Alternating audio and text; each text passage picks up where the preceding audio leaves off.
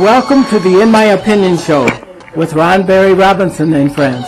I am Henry Hatter, your co-host for this afternoon.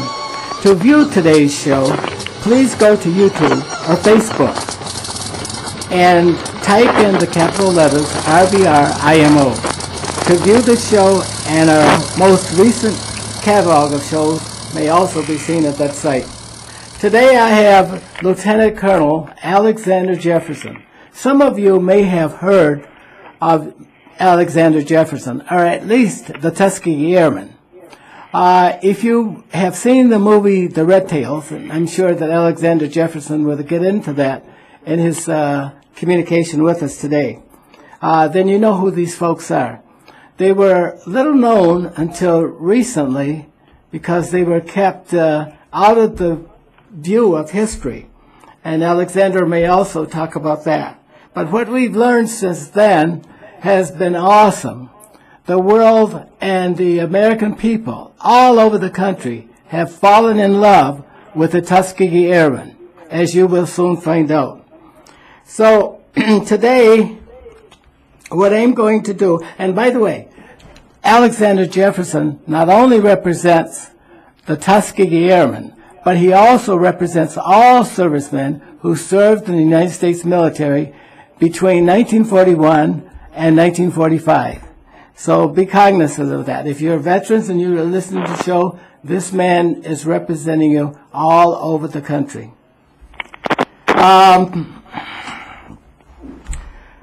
Again, Alex, it's nice to have you on the show. All right. Thanks for having me here. I want to start right. I think I should start right here. Go ahead. I'm going to go back to 1941. I'm going to go to Atlanta, Georgia. All right. It's going to be 12 o'clock noon. Would you pick up the story from there? What were you doing? What were your aspirations and dreams at that time? Well, at that time, 1941, I was still in school. I was in Clark College in Atlanta, Georgia. Remember, we did not know where Pearl Harbor was. The only thing we knew, Pearl Harbor was my country, and it had been bombed. Everyone was going to the Army, Navy, Marines, all the men. In my graduating class in 1942, there were only 3 men. All the rest of the men were in the armed forces. I was facing a draft. And as a draftee in 1941-42, as a black man, I would be forced into the quartermaster. Heavy, nasty, dirty work. But the opportunity came to go to the Army Air Corps. The Army was accepting black men who were college graduates to go into the Army Air Corps. And I wanted to fly. I was a airplane buff all my life, and quite naturally, this was the answer to my dreams. So I entered the Army Air Corps in 1943, part of the war, and became a pilot with the 332nd Fighter Group. That's a long story, but we'll go back into it later on. That's it, Henry. Start off my... Okay, let's talk about the kind of education you got. Now, most pilots in those days were not college graduates. They were farm boys. They were country boys. And a lot of them may have been mechanics and worked jobs of physical labor. But in your case... There were a few of us who were college graduates. No, I'm talking about... That's who the Army picked the college graduates because the whole thing was... In other words, the Army said, we're going to have an experiment to see if these Negroes can fly airplanes. Now, we knew that was a lie. Of course we could fly. Black men were flying in all small airports all over the country. But as part of racism on part of the Army, put up the barriers.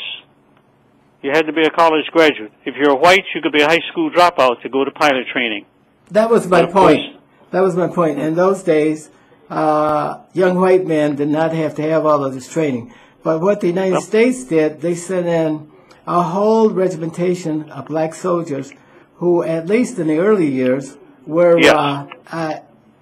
had exceeded the expectations for a college degree. And what did you get your degree in, by the way? I majored in chemistry and biology. Okay, so you have this technical degree, and also I minored in physics and math. okay, you have this technical I was a degree. nerd. Yeah, you have this technical degree back then, and you were flying among other Yes. soldiers. You want to And talk about physically perfect eyesight, and you could not be more than 5'10", 5'12", 6 foot, and you could not weigh more than 170, 180, something like that, because the cockpits were small. Cockpits of the airplanes were very small, but I qualified. Okay, now there are obviously some people know a little bit about soldiers of the Second World War, but not a lot. But there's another famous name from Detroit that was closely associated with the Tuskegee Airmen. He was You're talking about our former mayor? Yes. You want to talk Mayor about Coleman Young. What was his role in the Second World War? Coleman Young was a navigator on a B-25. You have to understand, we started out single-engine pilots flying fighters, P-40s, P-39s, P-51s. At the same 1943, part of the pilots that graduated were trained as twin-engine pilots, flying B-25s. We had a B-25 outfit, a black B-25 outfit that never got overseas. And with the B-25s, you had pilots, you had navigators, and bombardiers. The bombardiers dropped the bombs. The navigators looked at a map and told the pilot which way to go. Coleman Young was a navigator on B-25s. He was an officer. He had to be pretty smart to read those maps and charts and tables. Of course. And direct a crew. I say that was one of the most all technical. part of the training. Sure. And so I was of the impression that black flyers only flew the P-39s, the P-51s, and the others. But you say no. We had a B-25 group. The group consisted of 4 squadrons. Each squadron had 12 airplanes. Do the math. Every airplane had a pilot, a co-pilot, a navigator, a bombardier. These are all the officers, the 4 officers, and 4 or 5 enlisted men as gunners. We had 12 airplanes to a squadron, and we had 4 squadrons, B-25 squadrons. Never got overseas, because in order to go overseas, the group, 4 squadrons together, had to be accepted by a wing. But the wing never accepted this black group, and they trained and they trained and they trained until the end of the war in Europe. When we came back from Europe as fighters, they put us in the P-47s and combined the P-47s with the B-25s, the fighters and the bombers, a combined group, and we were slated to go to Japan. Thank God they dropped the atomic bomb and we didn't have to go. And we were all separated from service into 45, 46. And Coleman Young was a navigator in the B-25s, and became a politician, and later on went to the Michigan Senate, and later on to the mayoral position in Detroit. By the way, he was one of the 100 officers who were arrested for literally failing to sign his name. White colonel wrote an illegal letter saying that Negro officers would not go into the White Officers Club in Freemanfield, Indiana. The letter was illegal. 100 officers refused to sign their names to it, and they were arrested. Later on, it went into their records. Their records were reprimands went into the records. And the reprimands stayed in the records until President Clinton expunged them. But Coleman said, no, leave that in my records so that in the future everyone will know that I was arrested illegally by a racist colonel. That's all part of the record. Everybody can go back and find it. Folks, I want you to take notice of two things. Colonel Jefferson is 91 years old. Notice how well he articulates. Notice how well he remembers. Notice how well he can put these components together. And we have 25-year-olds who can't do that. But what a wonderful mind he possesses, and what he was trained for, and how well he's been able to keep it and articulate. Well, I talked about Coleman Young. We talk about, I was a fighter pilot with the 332nd Fighter Group, flying out of England, out of Europe, out of Italy, covering the bombers, the B-17s, going from Italy to Germany. During one of my missions, I was strafing, going down, shooting at radar stations, and a German ground fire blew the airplane apart, and I bailed out. I spent 9 months, I was captured, spent 9 months in Germany as a P.O.W. 9 months, I was treated as an officer and a gentleman. No beatings, no torture, because of the Geneva Convention. Liberated April 29th by General Patton's Third Army. Came back to the States, back to racism and segregation. That's another story. Well, I want you to compare the treatment that you got in Stalag 3, was it? Yes. Okay. I was treated as an officer and a gentleman, no beating, no torture, because of the Geneva Convention. Now compare that incident with the incident that occurred. 1945 in Mississippi, they were lynching blacks. But I'm talking about for servicemen. You were the property of the United States Army, and nobody can destroy those because that's illegal. But go back to April the 5th, 1944. Tell us about that incident. April the 5th, 1944. Or April 15th, is it? Where the men mutinied because of they put them all in the same on the same field and gave them different commands or whatever. And they. Well, you got me on that one, Henry. I'm sitting in my memory. I'm going back through my memory, and I can't bring it up. Okay, but then go out. You just talked about how the officers were treated at Ford's Field. Not Ford's Field. In Stalag 3. Because all of the military, we were officers in the United States Air Force, been shot down over German-occupied territory. In this camp, there were 10,000 white officers who had been shot down over German-occupied territory. 10,000 white officers. I was the fourth black out of my unit. At the end of the war, there were 32 out of 332nd Fighters, the Red Tails. There were 32 of us. But I was number 4. There were Smitty, Scotty Hathcock, a couple others. But in this camp, we had American military discipline. The senior American officer was in command of us. He spoke to the Germans. I never spoke to a German once I got inside the P.O.W. camp. We respected American discipline. We saluted the colonel, and we had American discipline.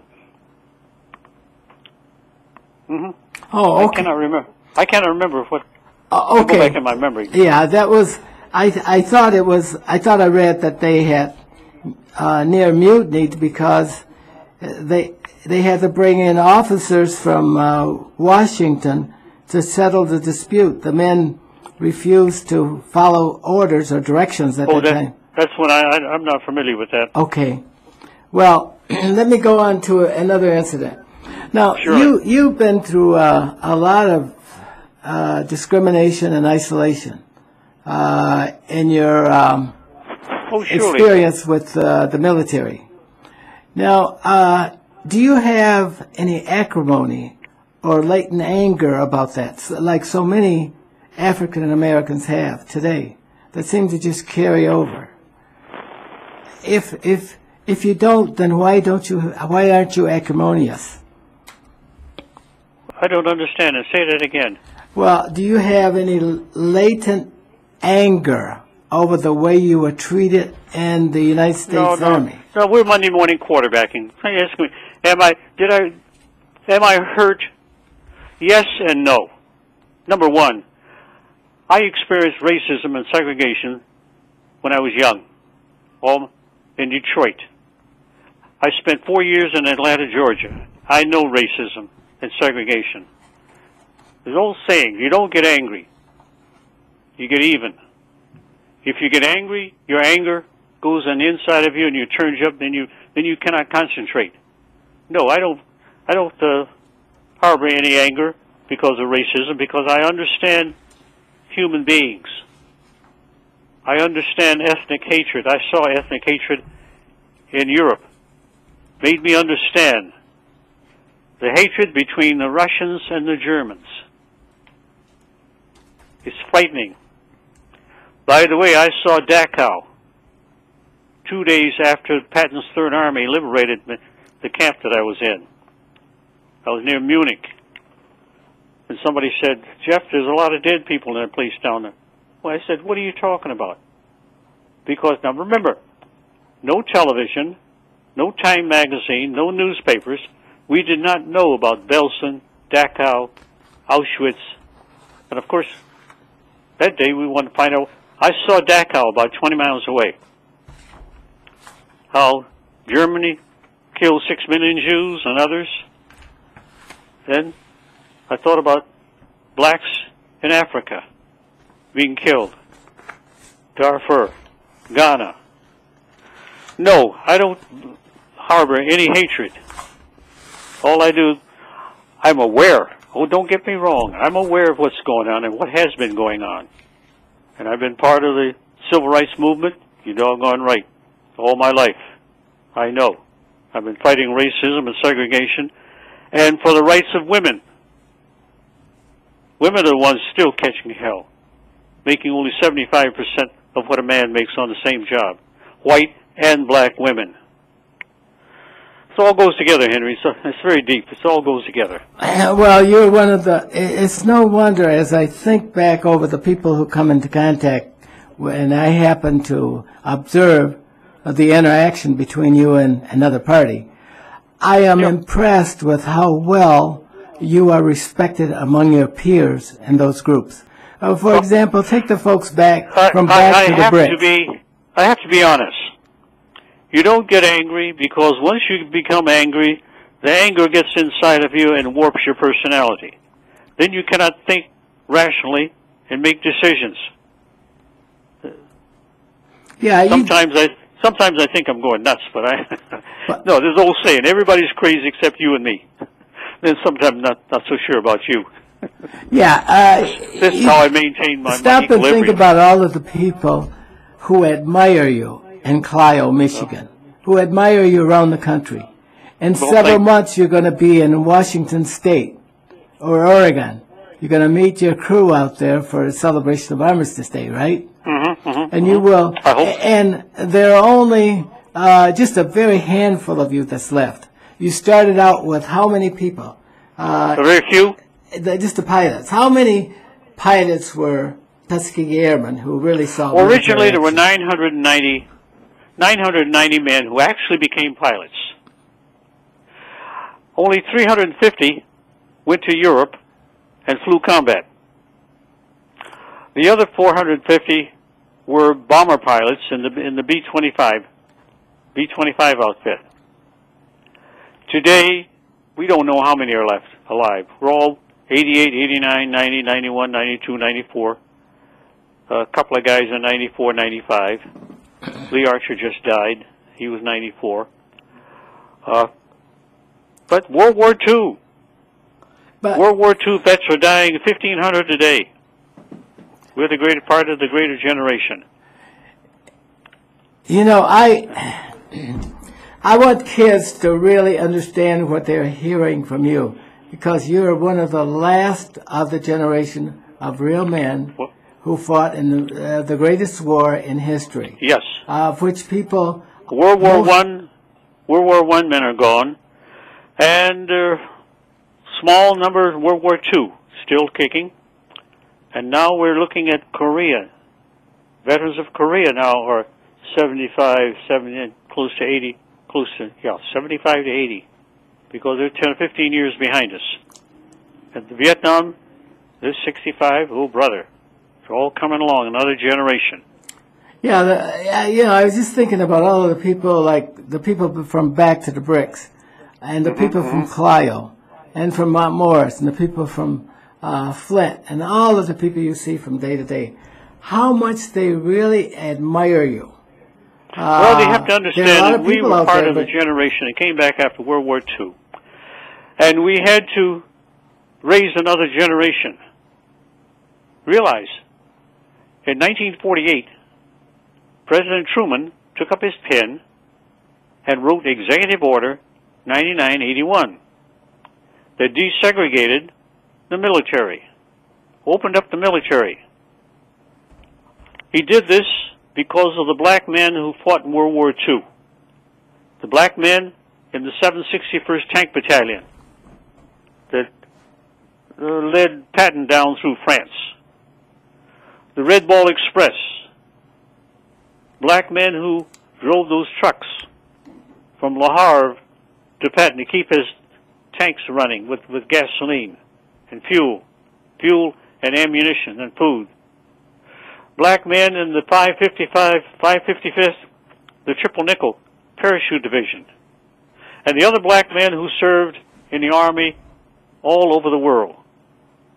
On their basis, and the Tuskegee Airmen, he desegregated the military in 1948.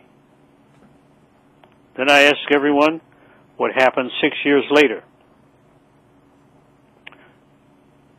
You desegregate your education. You guys had a tremendous impact all upon the outcomes. World War II men. We were the basis of the civil rights movement. Sure. We were the basis of it. And we're grateful for that. And yet, society seemed to be more concerned about young people who killed themselves rather than looking at people like yourself who are really role models. The World War II veterans and their children are the ones who sponsored and sparked the civil rights movement with Martin Luther King. Our children are the ones who fought. Well, and it's all part of it. Well, let me just ask you this then. On Wednesday, we celebrated the I Have a Dream speech. Yes. Did Martin Luther King get that message right the first time? Well, to tell you the truth, I heard it the first time here in Detroit. Did he have the right message? He gave that speech here in Detroit before he gave it in Washington. And ironically, I believe that speech is still, well, it has not come to fruition. It's still going on, and we have to keep it alive. We have to keep it alive. Well, let me just ask you something here. Now, you heard the speech, people reiterated the speech about 3 or 4 days ago on Wednesday. Now, yes. President, King had indicated in his speech that one day little black boys and white boys and white girls and boys will be able to march hand in hand down the road.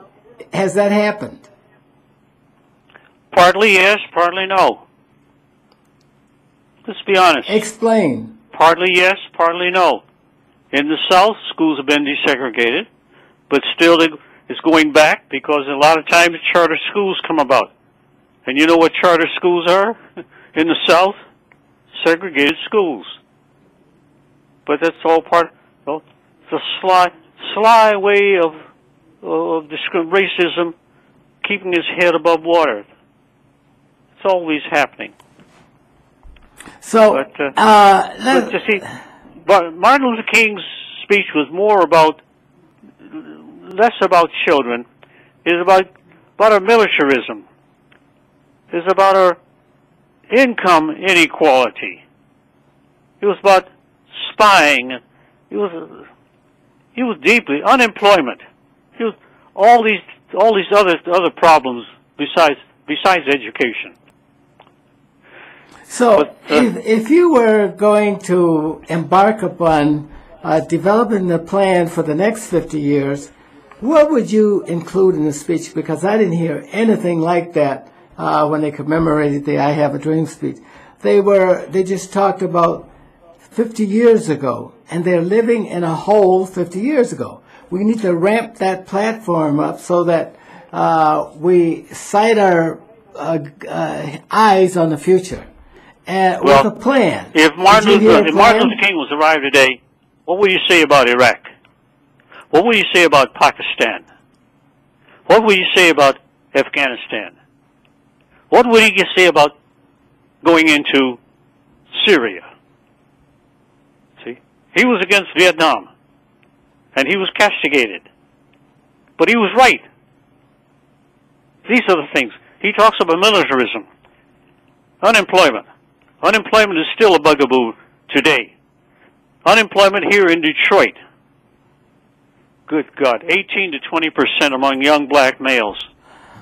But do you expect things to change as we decline in the world prominence with rising populations and also declining resources? How will we fare out in the future under those circumstances? How do you do it? I don't have an answer. All I can do is keep plugging, keep educating. The only solution is education, education, education. Should the leaders have focused upon a plan for the next 50 years? Well, I cannot speak for that. I don't know. But I look right here in Detroit. Detroit has gone from 2 million people down to 700,000. Okay, well... And of those 700,000, Alex, 80% are black. We got to wrap up. Alex, we got to wrap up. That 27 minutes has really gone fast. It's been a pleasure. Hang on for a few minutes. But, folks, I want to thank Lieutenant Colonel Alexander Jefferson, one of the last of the Tuskegee Airmen, our real hero, for being on the air with us today. With that, I hope that you'll say goodbye.